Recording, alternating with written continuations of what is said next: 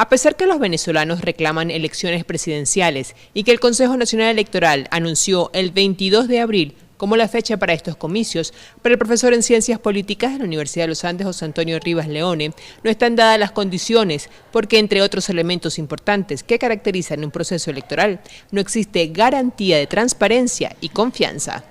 Esos elementos que deben estar presentes en cualquier proceso electoral es como que un familiar lo invitase a uno a comerse un pabellón y el pabellón no tiene arroz, no tiene caraotas, no tiene carne mechada. Bueno, pudiéramos estar hablando de un plato muy rico, pero no estamos hablando de pabellón.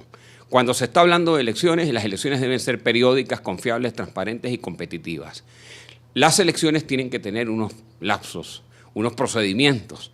La forma como se ha impuesto estas elecciones para el venidero 22 de abril son elecciones en las cuales se está compitiendo de forma irregular, de forma poco equitativa, que no hay las condiciones mínimas y elementales. Esas condiciones tuvieran que ser hacer unas elecciones después del mes de junio, garantizar las auditorías previas y posteriores al proceso electoral, garantizar el acompañamiento internacional, eso se llaman veedores internacionales, garantizar la presencia de los medios de comunicación el día de las elecciones en las urnas electorales. Todo proceso electoral amerita auditorías al registro electoral permanente y el actual está lleno de irregularidades. Muchas no han tenido respuesta, como la misma persona que vote varias veces. Esto sin mencionar que para las elecciones presidenciales, los venezolanos que en los últimos meses han emigrado no podrán ejercer su derecho al voto.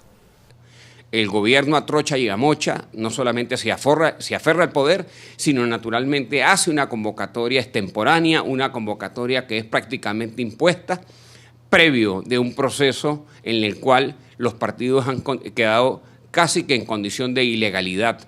Su proceso de legalización evidente es engorroso y, como he señalado, además tenemos la presencia de 4 de los 5 rectores tienen militancia político-partidista. Es decir, no hay las garantías elementales para que los venezolanos acudamos a participar. Indica que el deterioro de la democracia es objeto de preocupación en el mundo y hoy Venezuela debe reaccionar ante esta nueva violación de los derechos humanos, elecciones limpias y transparentes. Cabría ver entonces en qué condiciones se llevan estas elecciones y si el gobierno en un momento dado está dispuesto a correr solo. ¿Qué quiere decir? Que tuviéramos solamente un candidato presidencial, el presidente Nicolás Maduro, que si bien es cierto, tiene la peor valoración y gestión en 200 años de historia del país, pues paradójicamente, ¿cómo estará de complejo el proceso, la llamada revolución y el debate en el seno del Partido Socialista Unido de Venezuela, que un presidente que no tiene una gestión que mostrar prácticamente se va a lanzar en la reelección? Narci Delgado, ULA Informa.